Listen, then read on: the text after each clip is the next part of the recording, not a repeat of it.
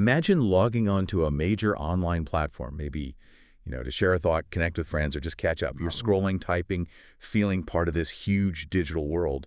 Then boom, without warning, your account is just yanked offline. Your voice silenced, content flagged, your whole online presence just wiped, and you have absolutely no idea why. Zero explanation. No clear reason, no human to talk to, seemingly no way back. It's this modern digital nightmare, really.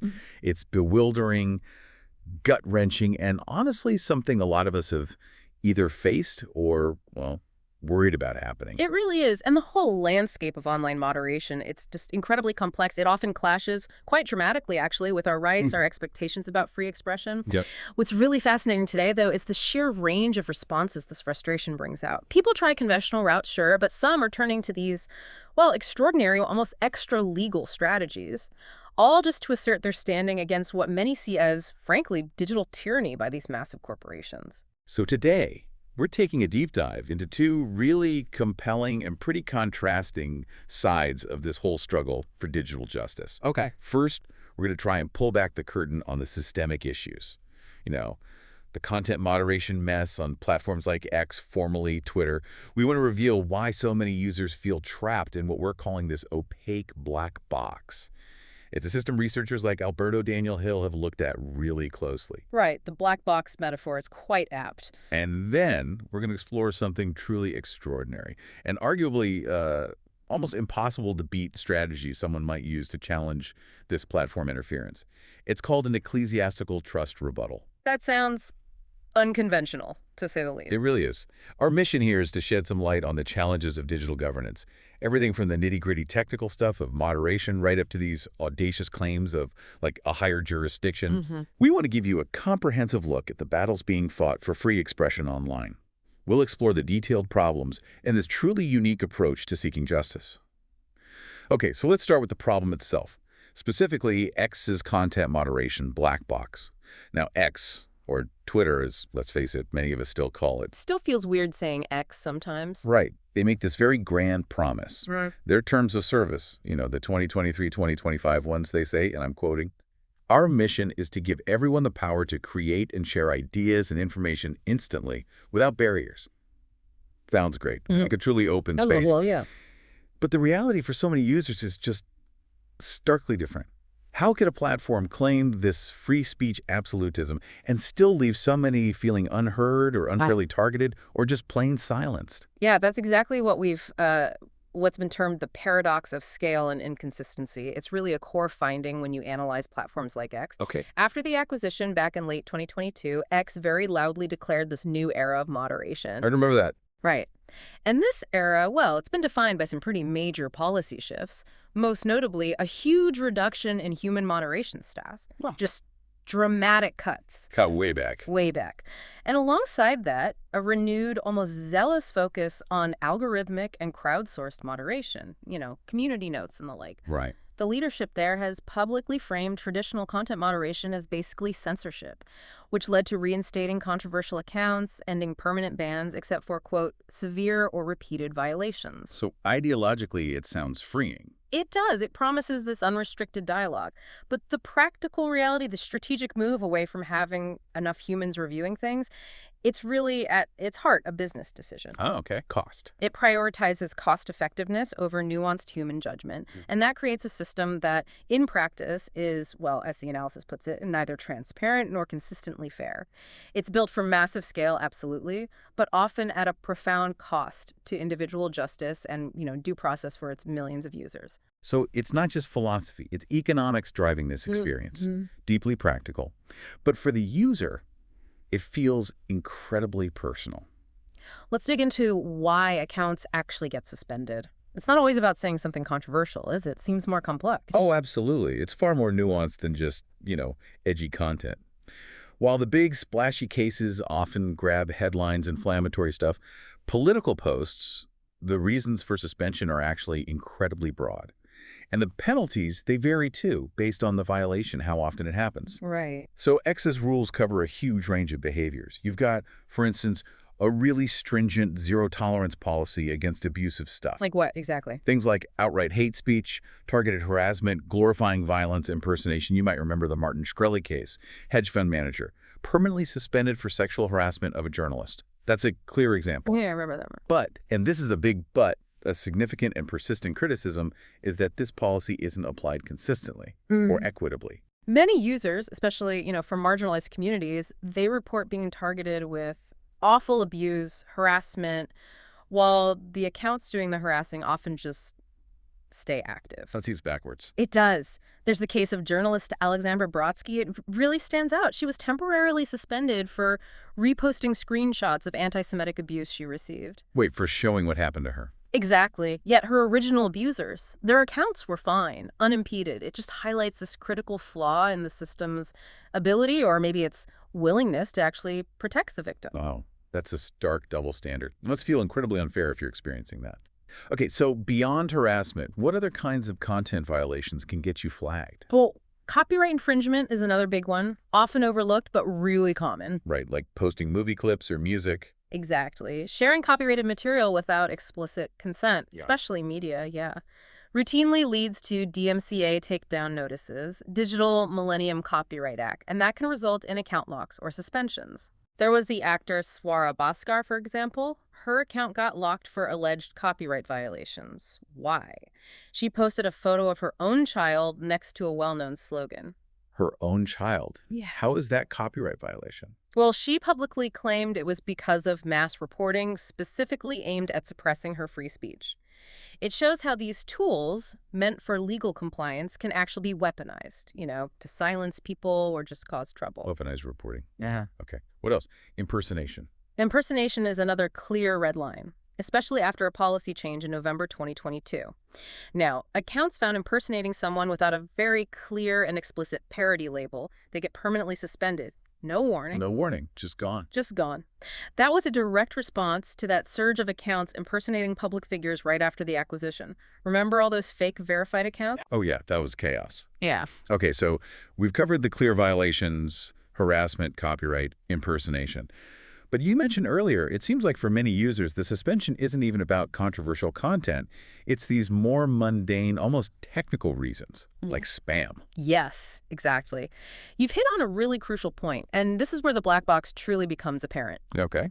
The majority of suspensions, believe it or not, are often for reasons related to what X broadly calls inauthentic behavior, or simply spam. It's just spam, like sending junk messages. Sometimes, but it's broader than that. See, the sheer volume of malicious activity bots, coordinated manipulation, it forces X to rely heavily on automated systems. And these systems, well, by their nature, they lack context. They struggle to tell the difference between a sophisticated bot network and a legitimate, maybe just very enthusiastic human user. So what kind of human behavior looks like a bot? Think about excessive retweeting in a short time, or sending a whole bunch of unsolicited DMs, or rapidly following and unfollowing lots of accounts. It's being really active, basically. Exactly. X even has public daily limits like 500 DMs, 2,400 posts a day. Simply hitting those limits, even innocently, can trigger a suspension. Wow, 2,400 posts is a lot, but I guess some people manage it. Some do. And creating multiple accounts to manipulate engagement, like artificially boosting a hashtag or trying to suppress a viewpoint, that's also a direct violation. Okay, that makes sense. And then there are security triggers. If the system sees suspicious logins, maybe from different browsers at the same time, or a new IP address way across the country, it might temporarily lock the account, just as a precaution, until you verify your identity. Okay, so for the average user, it might not be about saying something bad at all, but just doing something that looks weird to an algorithm. Sounds like X is trying to fight this massive fire with, I don't know, a leaky hose. Essential, but just overwhelmed. That's a pretty good analogy, actually. X's primary fight, maybe its existential battle, is against these huge botnets, sophisticated, coordinated campaigns, this overwhelming tide of automated abuse trying to game the system or spread disinformation. And these automated systems, look, they are effective at catching millions of spam accounts daily.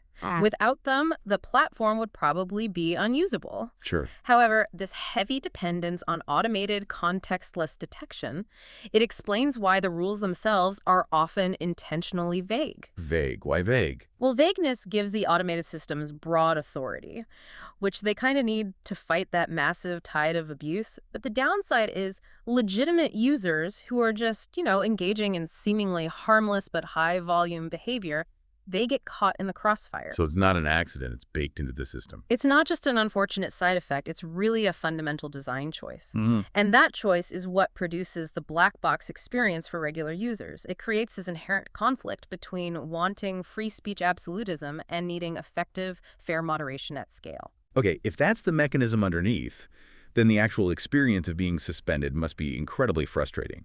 Like you said, shouting into a void. You're told you broke a rule, but not which rule or how. And then your appeal just vanishes into this black box. It just feels like a total lack of due process. Can you walk us through what that actually looks like for someone? Yeah, the user journey into this black box, it usually starts with just immediate confusion and this profound sense of helplessness. I can imagine. X generally sends an email notification, sure, but users consistently report these messages are strikingly vague. Just says a violation occurred, but gives no specifics, no detail about the content or the exact rule broken. Nothing to work with. Nothing. Then you try to log in and you get this message saying your account's locked or restricted. Sometimes it asks you to verify your identity, phone, or email, and sometimes for minor things that actually works. It resolves it quickly. Okay, so sometimes it's easy. Sometimes, but that initial lack of specific, actionable info, that's the first really unsettling sign of the deeper systemic issue. Right. And if verifying your identity doesn't fix it? Then the only official path is to go to X's Help Center and file an appeal. There's a specific form, often pretty generic. What do they ask for? They generally advise you to explain clearly why you think it was a mistake. And, if you think you did mess up, acknowledge it, promise not to do it again. For more serious stuff, like alleged impersonation, they might even ask for a government-issued photo ID. Okay, so you fill out the form, maybe send your ID, and then what? Does this appeal system actually work for the average Joe, or is it just more frustration? Well, for the vast majority of users, the reported reality is pretty bleak. It stands in stark contrast to the idea of a fair, straightforward process. How so? Many users report waiting weeks, sometimes months, for any response to their appeal. Weeks? Months? Yeah. Or worse, they get an automated denial within minutes of submitting. Minutes? How can anyone review it that fast? Exactly. It suggests no human looked at it. Or, disturbingly often, they just get silence. No communication at all, not even a "we got your appeal." Wow. So this profound lack of response, the lack of specific feedback, it creates what's effectively a massive due process problem for ex-users. You're accused, judged, punished by this invisible system. No clear charge, no real chance to defend yourself, no transparent reason for the outcome. That's awful. What do people do then? It leads to these desperate, unofficial workarounds. Like people talk about spamming the appeals mailbox. Slamming it. Yeah, submitting multiple appeals one after another, hoping that just the sheer volume might push their case into some queue where a human might eventually see it. Does that even work? Often futile, sadly. Usually just compounds the frustration. So it's not just that the black box exists. It really is, as the research suggests, a feature, not a bug.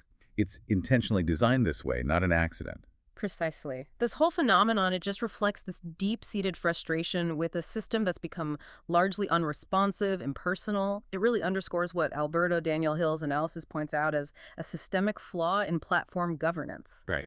The strategic decision, laying off huge numbers of human moderation staff, that directly correlates with this user experience of getting no human review. This black box is exactly as you said, a feature, not a bug, of a system designed for scale over individual justice. And the result? The result is effectively this two-tiered system of justice. There's one system for high-profile accounts, think former presidents, prominent journalists. Their suspensions often get publicly debated, scrutinized, sometimes reversed because of external pressure. Right, you see those cases in the news. Exactly. And then there's the other system, far more opaque, unresponsive for the general user base, where due process is minimal, maybe even non-existent. And this lack of equal application of the rules, it just profoundly erodes trust. It it reinforces this pervasive sense of powerlessness among regular users. If this black box really is a feature, it paints a pretty grim picture for the individual user. Let's zoom out a bit now. What does all this mean for X's moderation practices on a systemic level? How fair, how transparent, how effective are they really when you look at the bigger picture? Looking at it from that wider lens, yeah, X's stated commitment to unlimited freedom of expression has been, well, profoundly challenged by its own actions. How so? Take that incident in December 2022. Several prominent journalists got suspended. Why? For allegedly doxing a private jet's location. But here's the kicker. The ban was based on a new rule created literally one day before the suspensions. One day. They made up a rule and then immediately enforced it. Essentially, yes. Now, those suspensions were later reversed, but only after a public poll run by the owner, which just highlights the inconsistency, right? And the direct influence of the owner's personal whims rather than sticking to clear, established policy. That kind of ad hoc rulemaking, it just undermines any claim of fairness. And it goes deeper than just the owner's whims, doesn't it? You mentioned broader, more insidious biases earlier. Absolutely. Beyond the sort of arbitrary nature of some decisions, research consistently suggests that moderation systems, both the human parts and the algorithms, they disproportionately target marginalized communities. Think LGBTQIA plus users, sex workers, racial minorities. Why is that? It's complex. Algorithms can reflect societal biases, training data issues, but the outcome is often that these systems fail to adequately protect victims of harassment, while sometimes penalizing the victims themselves. Like the Alexandra Brodsky case again. Exactly. Suspended for reposting the abuse she received while the abuser stayed active. It's a glaring example of systemic failure to protect the vulnerable. Okay, and what about the legal side? The legal dimension adds another critical layer. Recently, a federal court judge dismissed a lawsuit X filed against the Center for Countering Digital Hate, the CCDH. They're a nonprofit researching online hate speech. Why did X sue them? Ostensibly over data scraping, but the judge's ruling was scathing. Called X's lawsuit a vain attempt to stymie independent research and an effort to punish his critics for constitutionally protected speech. Wow, so the court basically said X was trying to silence critics. That's the implication. It suggests X might be using its terms of service not just for moderation, but potentially for retaliation against critics, which highlights a fundamental conflict of interest in its current governance model. It's definitely not about due process if you're using the rules to shut down independent research. And what about transparency itself, the core of this black box problem? How does that lack of transparency play out in high-stakes situations? Yeah, the critical, pervasive lack of transparency, it really sits at the heart of both the user experience and the platform's broader operational struggles. How so? The platform simply doesn't publicly disclose the specific criteria or the internal logic behind its moderation decisions. It leaves users, even outside observers, feeling like they're being judged by this inscrutable black box. No clear charges, no evidence presented. And we saw this play out recently, right? We did. Starkly highlighted by the Taylor Swift deepfake incident in early 2024, these AI-generated explicit images of her just proliferated rapidly across X, reached tens of millions of views before X finally did something. What did they do? Well, their response wasn't exactly precise or targeted. They didn't just remove the images or ban the perpetrators effectively. Instead, it was this broad reactive measure. They temporarily blocked all searches for Taylor Swift. Blocked searches for her name entirely. For a time, yes. Which just demonstrated this critical inability to contain harm at scale. It showed a heavy reliance on a mix of crowdsourced moderation community notes, which work slowly, and these often ineffective automated systems that couldn't stop the initial viral spread. The lack of transparency around why it spread so widely and how they'll prevent similar things in the future, that remains a huge concern. So the system seems designed for brute force problems, like mass spam, but it's just demonstrably ineffective against complex human-level abuse and these new threats like deepfakes. It leaves users feeling vulnerable without recourse, whether it's a minor suspension or a major incident like that. Exactly. And while, yes, X's automated systems do manage to suspend millions of spam accounts daily, a task of immense scale, we have to acknowledge that. Their significant failures are also well documented and deeply problematic. For instance, that UC Berkeley study, referenced in Alberto Daniel Hill's analysis, found a persistent spike in hate speech on X after the 2022 takeover. How big a spike? A staggering 50% increase in hate speech. And notably, no decrease in bots. which directly contradicts the platform's public claims about cleaning things up. 50% increase. Wow. Yeah. And similarly, a German government report uncovered this vast, sophisticated network of Russian-originated bots, suggesting that X's big payment verification idea, the one meant to kill bots, hasn't really been the impediment they hoped for. So the bots are still there. Seems so. There's this fundamental, maybe irreconcilable conflict here. X's cost-cutting measures slashing human moderation are in direct opposition to its ability to effectively manage nuanced issues: harassment, misinformation, illegal content, novel threats like AI deepfakes. The cheap way isn't the effective way. Exactly. Relying so heavily on AI and crowdsourcing for moderation, while cost-effective, it's technically and ethically flawed. AI systems still profoundly struggle with context, language, culture, rapidly evolving abuse tactics. So the conclusion is? The conclusion from this analysis is pretty stark. The new moderation model isn't more effective or fair. It is unequivocally cheaper. And that creates a dangerous precedent.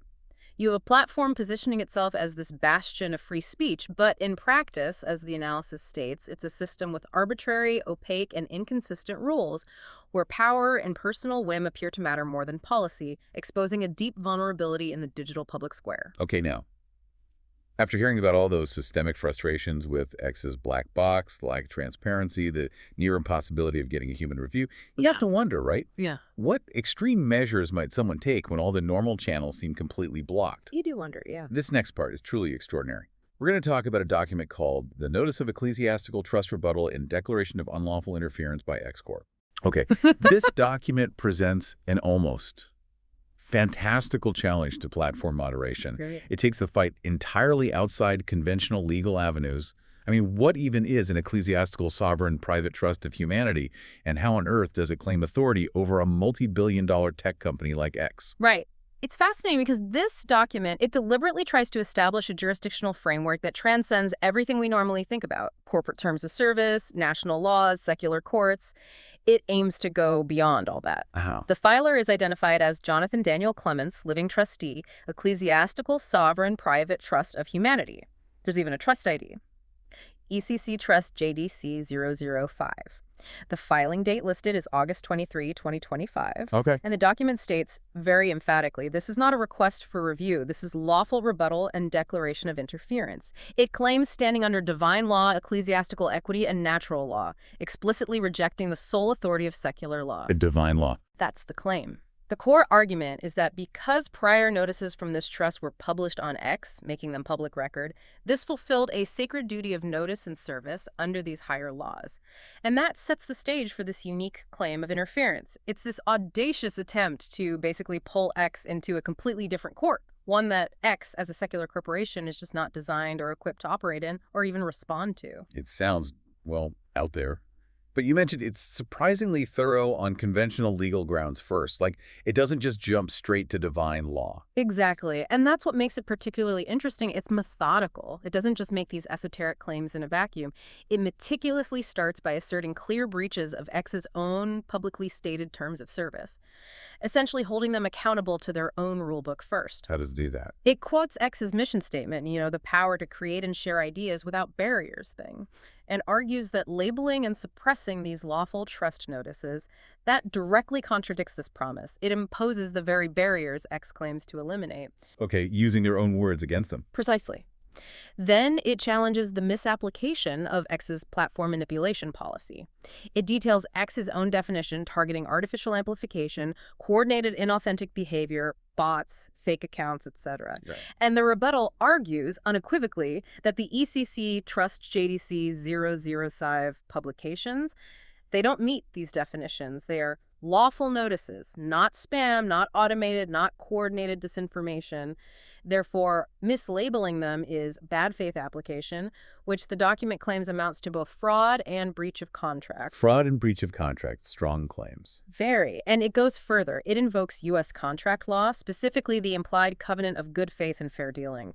The legal principle that parties in a contract have to act honestly and not undermine the other party's rights. Okay. The document argues that X throttling the visibility of these notices injured the contractual expectation that my publications would be visible to the public, and that constitutes bad faith and fraudulent interference in their contractual relationship. So it's hitting them hard on their own internal rules and standard contract law first. That's a strong foundation before getting weirder. Does it bring in broader U.S. legal principles too, like constitutional stuff or federal law? Oh, absolutely. It moves right beyond the corporate terms to challenge X directly under U.S. law. It boldly invokes First Amendment principles using the state action doctrine. State action doctrine. What's that again? So basically, it's a legal argument that if a private company like X gets so entangled with government actions or takes on functions traditionally done by the state, like providing what's essentially a public square for speech, then it might be treated as a state actor. And if it is, it has to follow constitutional rules like the First Amendment's free speech protections. Ah, okay. So arguing X is the public square. Exactly. It points to cases like Packingham v. North Carolina, where the Supreme Court recognized the Internet's importance for free speech. The notice argues that when X coordinates with government agencies on content moderation, it takes on this state actor role and is banned by the First Amendment. Then it flat out accuses X of unconstitutional viewpoint discrimination for suppressing the trust notices. Strong words. What else under U.S. law? It also asserts X engages in deceptive trade practice under the Federal Trade Commission Act. The argument is, by advertising free speech while secretly limiting reach, X is basically tricking consumers, which is unlawful. Okay. And finally, it lays out a robust case for contract fraud. It details the 4 standard elements of fraud: false representation, knowing it's false, intending reliance, causing harm, and asserts X's actions satisfy all 4, constituting contract fraud and deceptive practice under U.S. law. Wow, okay, that's a comprehensive legal assault even before we get to the really unconventional part. The filer's building a very deliberate, multi-layered case. Does it go international too? Broaden the net even further? Yes, it certainly does. It expands its claims to include violations of international law, showing this really global legal perspective. Like what? It cites Article 19 of the Universal Declaration of Human Rights, UDHR. That's the one guaranteeing freedom of opinion and expression, the right to seek, receive, and impart information and ideas through any media and regardless of frontiers. The document argues X's suppression directly violates this fundamental human right. Okay, the UDHR. Then it points to Article 19 of the International Covenant on Civil and Political Rights, ICCPR. That's a treaty the U.S. actually ratified back in '92, making it part of U.S. law. Right. That article says any restrictions on free expression must be provided by law and necessary for specific reasons. The notice argues that arbitrary throttling by a private platform doesn't qualify. It's not provided by law or necessary under those international standards. Makes sense. And lastly, it brings in the UN guiding principles on business and human rights. These state clearly that businesses have a responsibility to respect human rights and provide remedies if they cause harm. The document claims X's suppression is an adverse human rights impact without remedy. Okay. So by laying out all these conventional breaches from X's own terms to U.S. federal law, state contract law, and international human rights law, the notice builds this incredibly strong secular case first. It establishes X's alleged misconduct within pretty much every recognized legal framework. And this methodical approach, it serves to bolster the document's credibility before it makes that leap into the more unique jurisdictional claims. It aims to show X is violating rules on all levels: corporate, national, international, and then divine. Right. Having meticulously covered that conventional legal ground, the document takes this truly audacious turn. It asserts X hasn't just broken its own rules and secular laws, but has committed a trespass against the creator's order.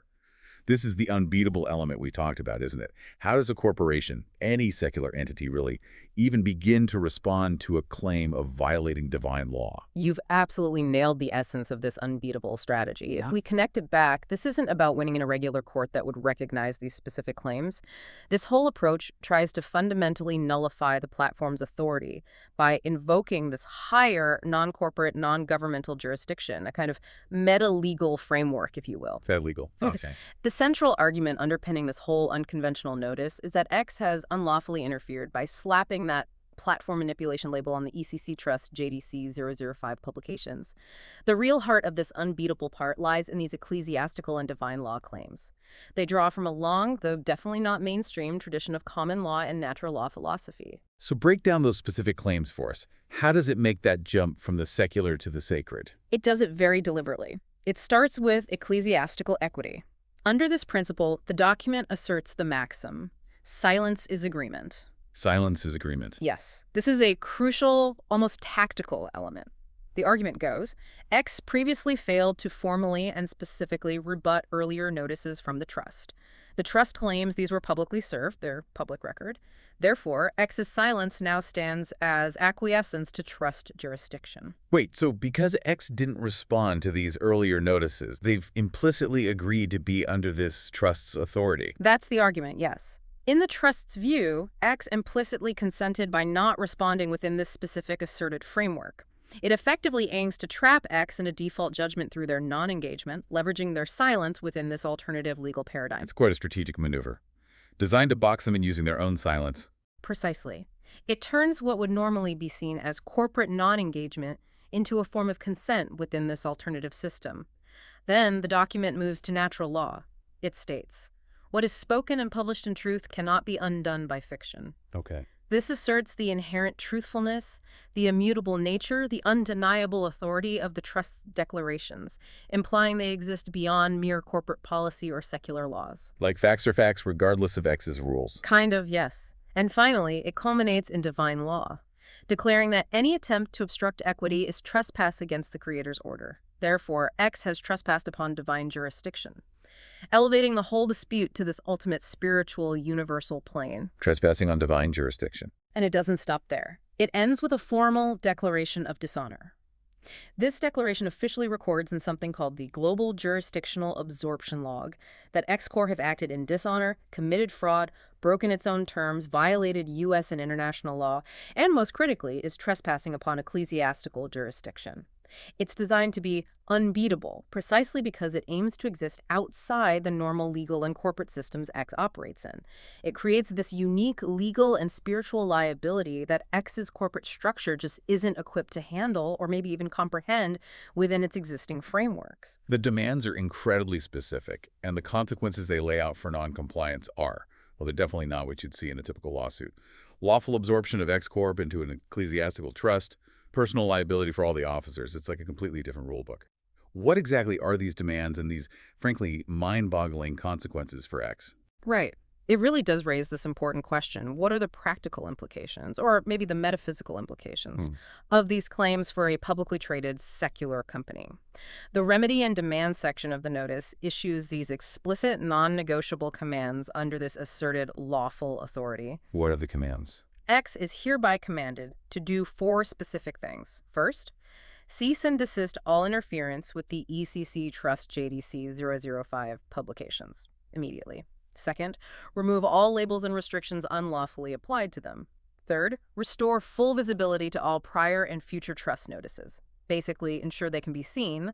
And fourth, formally acknowledge receipt of this rebuttal. Okay, those are very direct demands, laying out exactly what the trust wants. But the consequences for not doing those things, those are the truly extraordinary parts, right?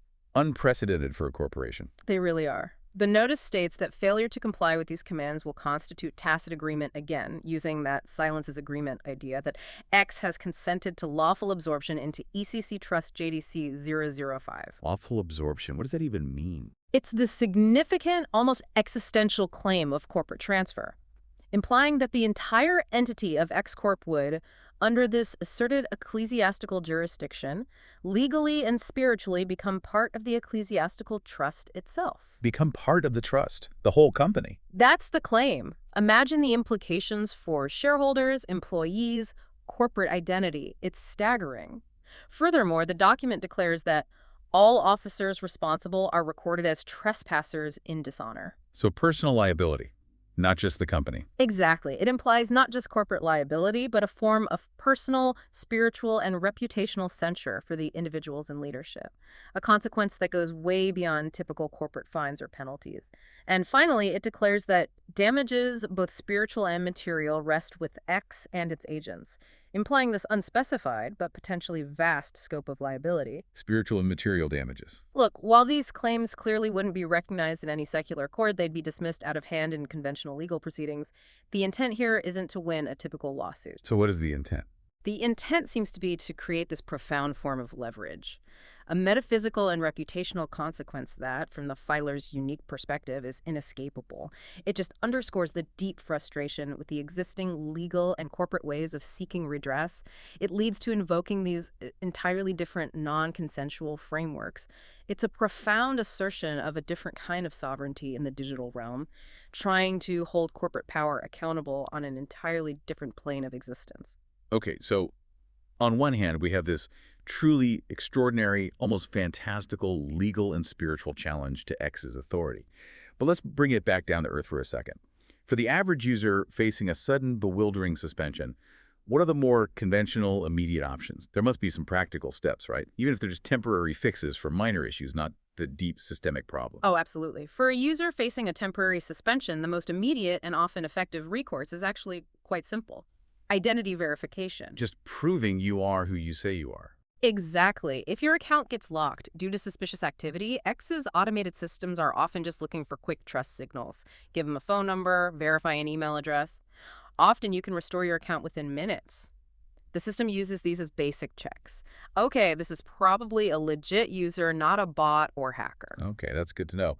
What if your account was actually hacked? Right. If you suspect it was compromised, maybe you got a weird login notification, then changing your password immediately after you get back in is absolutely critical. That helps cut off any ongoing unauthorized access. Makes sense. What about just waiting it out? For temporary violations, yeah. Like if you accidentally hit those daily activity limits or had a minor policy slip up, sometimes you can just wait. These restrictions typically lift automatically after a set period, could be 12 hours, could be up to 7 days, depends on the issue and your account history. Okay. Any other tricks people try? Well, some third-party services and online forums suggest more technical workarounds, using VPNs, virtual private networks, or proxies to get around geographical blocks or IP-based restrictions. Do those work? Sometimes. But it's a bit risky. X's security systems can sometimes flag VPN or proxy use as suspicious activity itself, so it could potentially make things worse or lead to more scrutiny. Right. So these are mostly Band-Aid solutions for minor glitches or ways to get back in if you're temporarily locked out. They don't really touch that deep frustration of the black box or the lack of transparency we've been talking about. Exactly. These are entirely symptom-level solutions. They offer zero redress for the fundamental problems we've discussed extensively. That profound frustration of the black box, the systemic lack of transparency about why you were suspended, the perceived arbitrary application of rules. These steps don't fix any of that. Right. They address the immediate inconvenience, sure, but not the systemic disease of platform governance, which, as we've said, seems rooted in this trade-off between massive scale, cost-cutting, and individual justice. These conventional steps don't give you a voice in the decision, just maybe a path back onto the platform, often without even understanding why you were kicked off in the first place. Given these deep systemic frustrations with X's moderation, it's really no surprise that many users are just giving up and looking elsewhere, migrating to alternative platforms. So what does this migration mean for the future of how we interact online? It feels like users aren't just looking for a new app, they're actively demanding totally new models of digital citizenship. Like they're voting with their feet for transparency and fairness, even if it means leaving a platform with a huge user base. That's a great way to put it. This trend is definitely more than just changing preferences. It really represents a fundamental reevaluation of platform governance models, a decisive move away from that centralized, opaque, corporate black box. Yeah. This migration is, in essence, a market-driven response to a broken product. And the product that's broken isn't just the social network features, it's the entire governance structure, the whole user experience of moderation. Okay, so where are people going? What are the key alternatives? Well, let's look at a few key ones. There's Bluesky, for instance. Bluesky. That came out of Twitter itself originally, right? How is its governance different? Exactly. It started as a side project within Twitter. Now it's a significant, decentralized, open-source micro-blogging platform. Its core difference is its architecture, the AT protocol, Authenticated Transfer Protocol. Okay, what does that allow? It allows for a fundamentally different governance model, user-controlled moderation. Instead of one central company dictating all the rules, Bluesky communities can subscribe to different labelers or content filters. Labelers? Yeah, think of them as customizable moderation services. This empowers users to actively shape their own experience, choose the kind of filtering they want. It's a direct. Instances. Think of each instance as like a mini social network. Each one has its own rules, its own community standards, even its own moderation team, all set by the people running that instance and its users. So lots of smaller communities instead of one giant one. Exactly. This structure fundamentally empowers users. You can join a community that really aligns with your values. You can trust a governance model that's inherently more transparent and community-driven because it's smaller scale, closer to home. You effectively bypass that single, monolithic corporate authority. What's the challenge there? The challenge is finding the right instance for you, and understanding that moderation can vary, sometimes significantly, from one instance to another. But for people seeking genuine community control, it's a really powerful option. Okay, and then there's Threads. Huge player, from Meta, positioned as the DirectX competitor. How does Threads fit into this story about seeking better governance? Yeah, Threads is interesting. Created by Meta, massive user base right out of the gate. Now, structurally, it is centralized and corporate-backed, just like X. The same basic model underneath.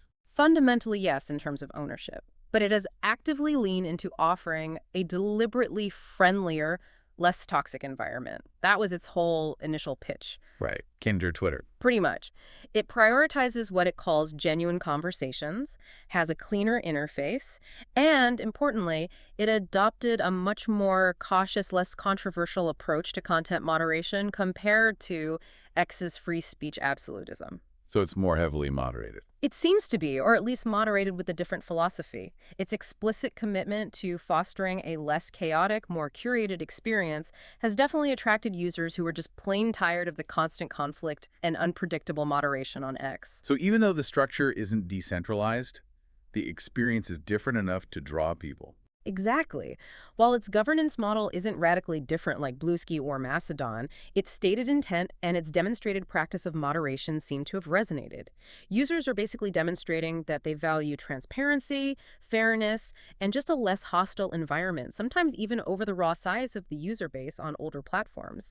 And that migration, that's a clear market signal. It could ultimately force the major social media companies to really reconsider their moderation practices. These insights really highlight the gap between what's needed for fair platform governance and what we're often getting. Yeah. So what are the key recommendations then for X itself, for us as users, and maybe for regulators? How do we navigate this digital Wild West and push for a more equitable online space?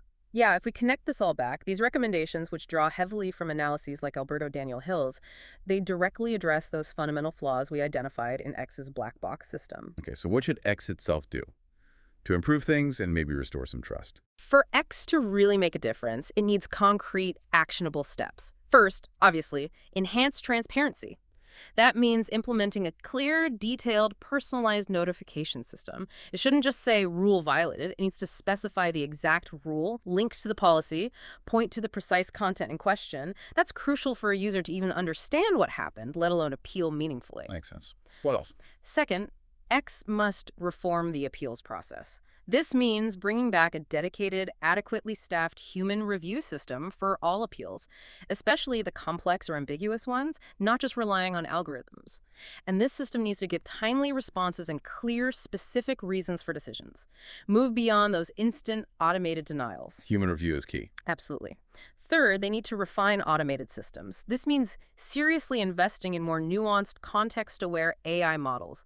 AI that can understand sarcasm, political commentary, cultural differences, the distinction between malicious bots and just really enthusiastic users. It's a huge technical challenge, but vital to reduce those frustrating false positives. And finally, X has to commit to consistent enforcement.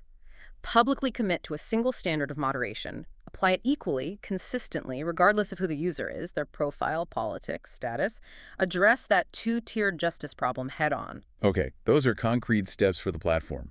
But what about us? The users navigating this often confusing mess. How can we protect ourselves and maybe push for better experiences? For users, the advice is really about being proactive and informed.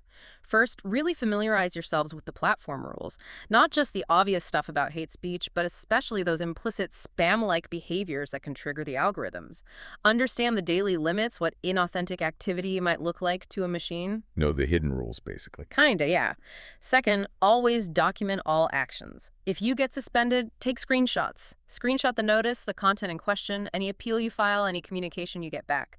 This documentation can be invaluable if you need to escalate, seek outside help, or even consider legal options down the line. Good practical advice. Keep records. Definitely. And third, crucially, consider alternatives. Explore platforms like Bluesky, Mastodon, maybe Threads. See what they offer. They have different governance models, different community standards, different experiences. By diversifying where you hang out online, you're not just protecting your own voice if one platform fails you, you're also sending that market signal we talked about, showing you value, transparency, and fairness, driving competition, and maybe forcing positive changes. Right. Voting with your feet again. And finally, what about the regulators? Policymakers are grappling more and more with the power of these platforms. What role should they play in ensuring a fairer digital public square? For regulators and policymakers, there are several critical paths. First, they should seriously consider ways to mandate transparency. That could mean legislation requiring platforms to disclose more about their algorithmic decision-making in moderation. And crucially, requiring them to provide meaningful, timely appeals processes with actual human review, ensuring basic due process rights extend into the digital realm. Make transparency the law, not just a suggestion. Exactly. Second, they need to recognize and reinforce legal precedent. That dismissal of X's lawsuit against the CCDH is important. It serves as a vital precedent, holding platforms accountable when they try to stifle legitimate criticism or independent research. It reinforces that terms of service can't just be used as a weapon for retaliation. Okay. And finally, regulators should focus on fostering competition and innovation. They need to see that the market is seeking solutions through decentralization, through alternative governance. So regulation should aim to help that. Things like enabling data portability, making it easier for users to take their data and connections to a new platform, and ensuring interoperability where possible, rather than inadvertently locking in the power of the few dominant platforms. Right. Help the alternatives grow. Precisely. These comprehensive recommendations, they offer a clear path toward more accountable, fair, transparent digital public squares. Whether that change comes from internal reforms driven by user pressure or from external pressure through smart regulation. #, outro. Wow. It is definitely a lot to consider, isn't it? We've journeyed through the really frustrating complexities of content moderation on big platforms like X, thanks in large part to that detailed expert analysis showing the systemic problems leaving users feeling unheard, unfairly treated. And then we explored that astonishingly bold counter-strategy, the ecclesiastical trust rebuttal, making claims far beyond normal legal boundaries, trying to redefine corporate sovereignty itself. Indeed, and that tension between these huge global digital platforms and individual sovereignty, whether you define that sovereignty as civic, contractual, or even spiritual, it's undoubtedly one of the defining struggles of our time. It really forces us to think critically about where authority truly lies and how it gets asserted in this increasingly digital world we all live in. So the big question remains, in an era where these platforms have so much power over our ability to speak, connect, even make a living, is the ultimate path to digital freedom and fair treatment found in things like decentralized tech and community governance, where users take back control? Or, as the ecclesiastical trust proposes, is it found in some radical redefinition of corporate and sovereign authority trying to enforce justice from a completely different plane? Which approach, if any, will truly prove impossible to beat in ensuring justice in the digital public square, and what does all that mean for your voice online? Thank you for joining us on this deep dive.